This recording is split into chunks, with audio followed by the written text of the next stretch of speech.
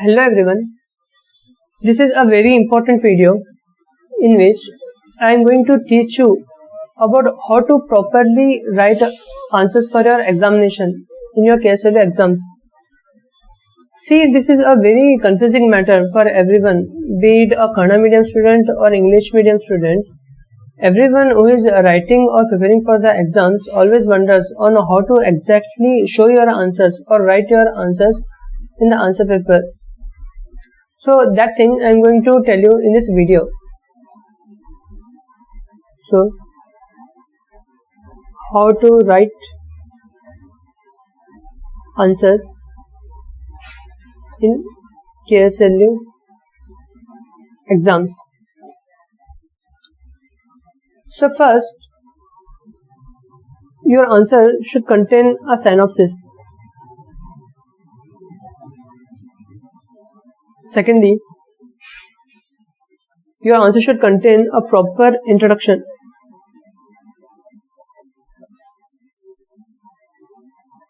Next, your answer should contain the main answer.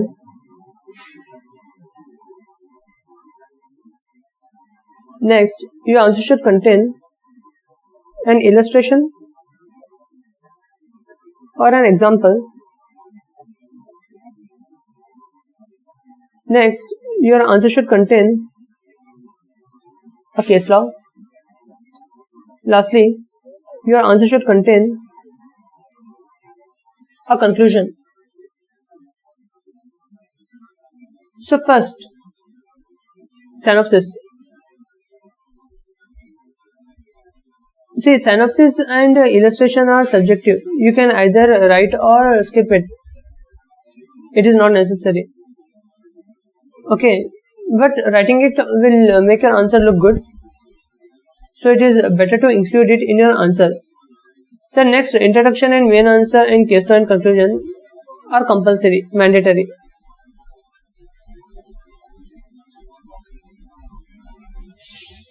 These are mandatory. Okay, so introduction, main answer, case law and conclusion has to be included in your answer. While synopsis and illustration, you may write it or you may not write it. So what is a synopsis? So synopsis contains a main structure of your answer. It is more like an index of your answer. So what it might contain? So for better understanding, I have taken here a question. Okay, the question here is plaint. For better understanding, I have taken this question of plaint. So what might be the introduction of the answer of a plaint? For example, say the question is, what is a plaint? What are the contents of plaint? And rejection of plaint. If the question is like this, then what might be your introduction? So your introduction may contain that plaint is a pleading, and the contents of plaint may mainly contain 7 material things or whatever they are, 10 material things, like that. You have to write in an introduction. So if you only write the meaning of the plaint also, that is also will suffice as an introduction. So plaint is a pleading of the plaintiff containing a cause of action, and it contains proper contents, and if the proper contents are not entered, then it may result in rejection of the plaint. That in that way you can write your introduction. So the next thing is your main answer. So what it has to be included in your main answer? So main answer heading changes from question to question. In a plaint, you can write as meaning of plaint. You can divide it into subheading, meaning of plaint. Nextly, contents. And thirdly, rejection of plaint. So this is the main body of your main answer. It has to you have to divide it into 3 subheadings. Okay, properly divide your answer into subheadings and headings and show it in a neat way. Don't make a mixture of all your answer and write a big paragraph.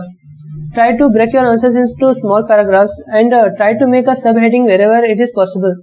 Like here I have divided this answer into 3 subheading: meaning of print, contents of the print, then rejection of print.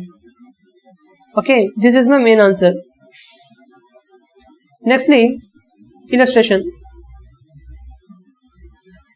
So illustration is subjective. Sometimes the bare act itself contains the illustration.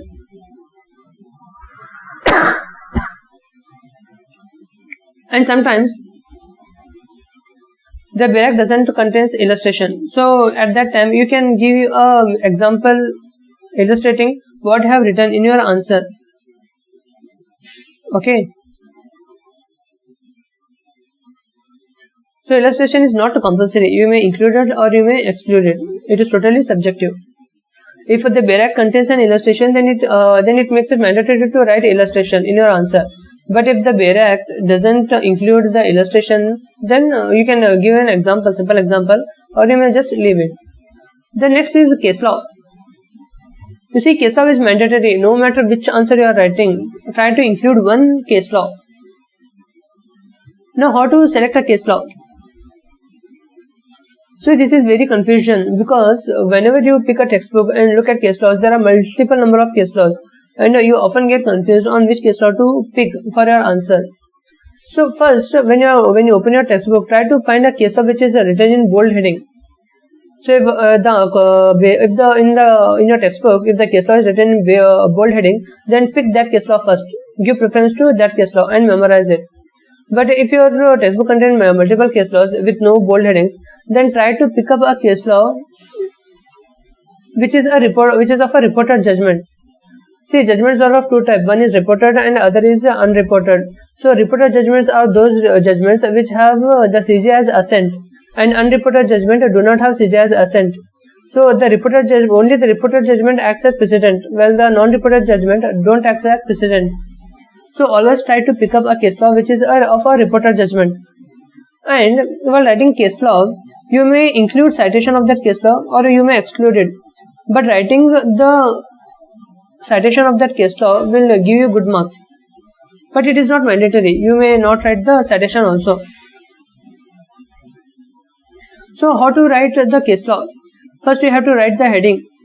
In this case, Rupral versus Nachatra Singh, it was held that plaint can be rejected as a whole if it does not contain cause of action. A part of plaint can't be rejected. Like this, only the conclusion part you have to write in your case law while writing this. Because if you try to contain the whole fact, then it will make your case law look lengthy. So try to write only the conclusion part of the case law in your answer. But there are certain questions which only ask case law. So the question contains only case law, like Rylance versus Fletcher. In that kind of case law questions, you have to write the facts of the case, then conclusion, decision, everything. So this is about case law. The next thing is conclusion. So conclude your answer. You see, this introduction and conclusion, you have to write it into 4 to 5 lines only. Don't make it too lengthy, which will frustrates the evaluator. Okay, while you are writing the answer, you want the evaluator to read your answer. You want to attract the evaluator to read your answer. So don't make it look lengthy or ugly. Make it into simple wordings and break into paragraphs so that the evaluator develops an interest to read your answer. Okay. So conclusion, how can you conclude your answer? So you can conclude your answer by saying that, so plaint is a form of pleading of the plaintiff containing cause of action. So it contains which are mentioned under rule 1 to 8 as mentioned above. And if it contains certain factors which may result in the rejection of the plaint, in which it contains non-disclosure of cause of action and etc. Like this, you may conclude your answer into 4 to 5 lines. So this is how you properly write answers for your KSLU exams.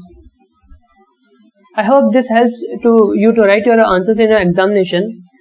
In next video, I will cover about how to properly study for your exams.